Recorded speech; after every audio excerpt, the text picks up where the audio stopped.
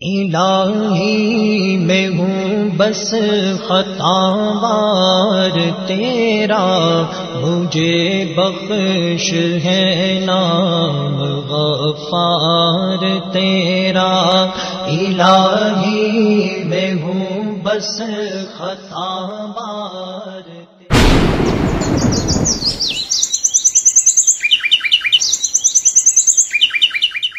السلام علیکم ورحمۃ اللہ وبرکاتہ۔ ان الحمد للہ نحمده ونصلی علی رسولہ الکریم۔ اعوذ باللہ من الشیطان الرجیم۔ بسم اللہ الرحمن الرحیم۔ قل هو اللہ احد اللہ الصمد لم یلد ولم یولد ولم یکن له کفوا احد۔ دین اسلام دین فطرت ہے جو انسان کو اللہ کی فرما برداری کی طرف بلاتا ہے۔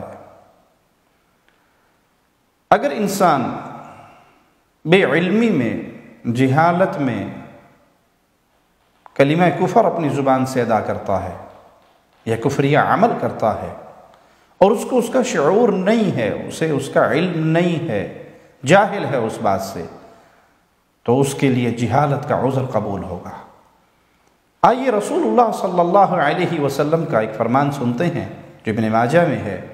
سیدنا حذیفہ بن یمان رضی اللہ عنہ وارضاہ فرماتے ہیں کہ رسول اللہ صلی اللہ علیہ وسلم نے فرمایا، ایک دور آئے گا کہ اسلام اس طرح مٹ جائے گا جیسے کپڑے سے نقش مٹ جاتا ہے۔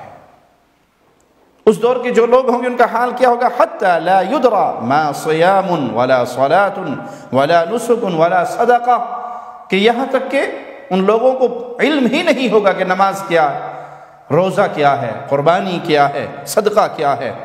وَلْيُسْرَ عَلَى كِتَابِ اللَّهِ فِي لَيْلَةٍ، اور اللہ کی کتاب کو ایک ہی رات میں اٹھا لیا جائے گا۔ فَلَا يَبْقَى فِي الْأَرْضِ مِنْهُ آیَةٌ، تو قرآن حکیم کی ایک آیت بھی دھرتی پہ باقی نہیں بچے گی۔ وَتَبْقَى طَوَائِفُ مِنَ النَّاسِ الشَّيْخُ الْكَبِيرُ وَالْعَجُوزُ يقولون أدركنا آباءنا على هذه الكلمة لا إله إلا الله فنحن نقولها۔ لوگوں میں کچھ بوڑھے مرد روتے رہ جائیں گی جو کہیں گی ہم اپنے بزرگوں سے سنا کرتے تھے، وہ کہا کرتے تھے لا الہ الا اللہ، تو ہم بھی یہی لا الہ الا اللہ کہتے ہیں۔ سیدنا حذیفہ کے شاگرد کہنے لگے کہ لا الہ الا اللہ سے انہیں کچھ فائدہ ہوگا، حالانکہ نہ وہ نماز پڑھیں گے، نہ وہ روزہ رکھیں گے، نہ وہ قربانی، نہ انہیں اس کا شعور ہی نہیں، علم ہی نہیں ہوگا، نہ نماز کا، نہ روزے کا، نہ قربانی کا، نہ صدقے کا۔ تو سیدنا حذیفہ نے ان سے منہ پھیر لیا۔ انہوں نے پھر یہ سوال کیا، 3 دفعہ اپنے سوال کو دہرایا۔ تو تیسری بار سیدنا حذیفہ ان کی طرف توجہ کرتے ہیں اور پھر کہتے ہیں کہ اس دور میں یہی لا الہ الا اللہ ہی ان کو جہنم سے بچا لے گا۔ اس حدیث میں ایک تو قرب قیامت کی نشانی بیان ہوئی کہ ایک ایسا دور آئے گا جس میں قرآن حکیم کو لوگ پڑھنا چھوڑ دیں گے تو اللہ اس کتاب کو ہی اٹھا لے گا، اس کی کوئی آیت بھی زمین پر باقی نہیں بچے گی۔ الفاظ سے بھی لوگ محروم ہو جائیں گے۔ جب الفاظ سے محروم ہوں گے، جہالت عام ہوگی، دین کا کوئی نام، دین کی کوئی صورت، دین کے شعائر باقی نہیں رہیں گے۔ اس جہالت کے اندر پھر بھی لوگوں کی زبان پہ لا الہ الا اللہ کا اقرار ہوگا تو اللہ اسی لا الہ الا اللہ کے الفاظ کو ان سے قبول کرے گا اور ان کو معاف کر دیا جائے گا، گویا ان کی جہالت کا عذر اللہ کے ہاں قابل قبول ہوگا۔ دوسری روایت جو مسند احمد میں اور باقی کئی کتابوں میں موجود ہے، سیدنا ابو واقد لیثی رضی اللہ عنہ فرماتے ہیں کہ رسول اللہ صلی اللہ علیہ وسلم نے جب مکہ فتح کیا، ہم آپ کے ساتھ نکلے، راستے میں ایک درخت کے پاس سے ہمارا گزر ہوا جو مشرکین کے لیے بڑا تبرک والا، برکت والا درخت تھا، جس پہ وہ اسلحہ لٹکاتے تھے، جسے ذات الانوات کہا جاتا تھا۔ تو ہم میں سے کچھ لوگوں نے کہا اے اللہ کے نبی صلی اللہ علیہ وسلم، جیسے ان مشرکین کا یہ درخت ہے، ہمارے لیے بھی ایک درخت مقرر کر دیجئے۔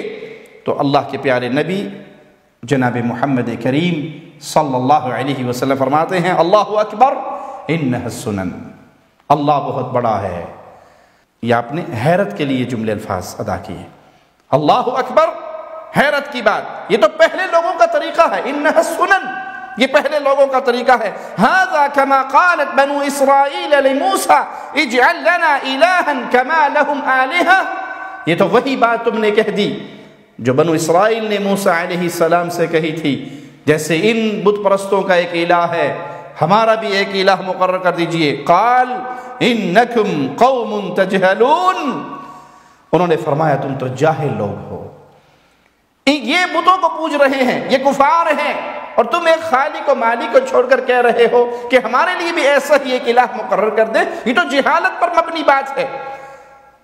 تو یہ لوگ جنہوں نے یہ مطالبہ کیا تھا، ان کے مطالبے کو سن کے اللہ کے نبی صلی اللہ علیہ وسلم نے کیا فرمایا؟ انکم لترکبن سنن من قبلکم، تم ضرور اپنے سے پہلے لوگوں کے طرز عمل پر چلو گے، اس کو اختیار کرو گے. اور یہاں اس حدیث میں یہ اشارہ بھی موجود ہے، وَنَحْنُ حُدَثَاءُ عَهْدٍ بِكُفْرٍ، ہم نئے نئے کفر کے زمانے کو چھوڑ کر اسلام کے اندر داخل ہوئے تھے. اب جو جملہ کہا، اس جملے پر اللہ کے نبی صلی اللہ علیہ وسلم نے پکڑ کتنی شدید کی، لیکن چونکہ وہ بے علمی کی بنیاد پر کہا گیا تھا، اس لیے ان کے اس عذر کو قبول کیا گیا. اسی طرح سیدنا ابو ہریرہ سے روایت ہے، اور صحیح بخاری میں روایت ہے کہ پیارے نبی صلی اللہ علیہ وسلم نے سابقہ کسی قوم کے ایک شخص کا ذکر کیا جو اپنے اوپر ظلم کرتا تھا، یعنی بہت گناہ کیے ہوئے تھے. موت کا وقت جب آیا تو اس نے اپنے بیٹوں کو بلایا اور کہا جب میں مر جاؤں تو مجھے جلا کے راکھ کر دینا، میری ہڈیوں کو پیس دینا، اس کا سرما بنا دینا اور اسے تیز ہواؤں میں اڑا دینا، اسے زمین پہ پھیلا دینا، بکھیر دینا. کیوں یہ سارا عمل کیوں کرنا؟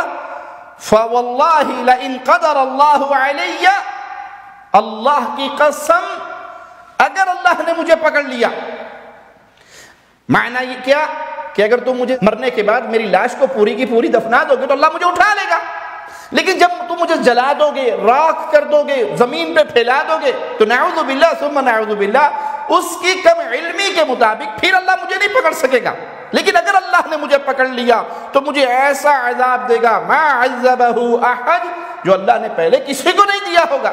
اتنا شدید عذاب دے گا، میں نے گناہ کوئی نہیں چھوڑا، تو مجھے جلا کے راکھ کر دینا، میری ہڈیوں کو پیس دینا، پھر اس کو پھیلا دینا، بکھیر دینا، تاکہ اللہ مجھے پکڑ نہ سکے، اللہ مجھے اٹھا نہ سکے.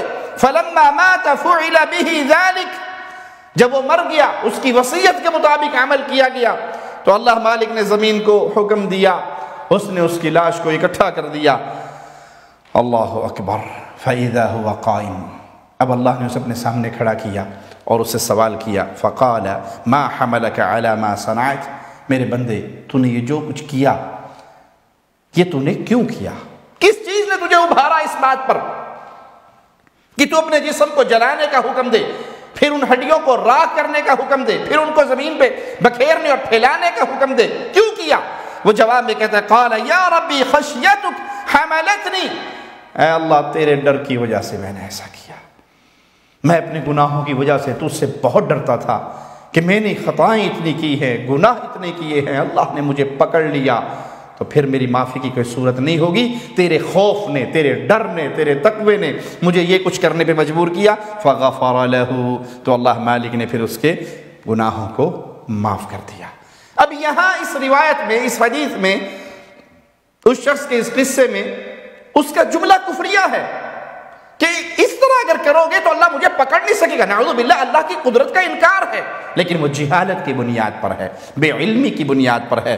تو بعض دفعہ انسان کے منہ سے ایسی بات نکل جاتی ہے جس کا اسے علم نہیں ہوتا، تو یہ جہالت اس کے لیے عذر ہوگی اور اس کو بظاہر مسلمان ہی تصور کیا جائے گا.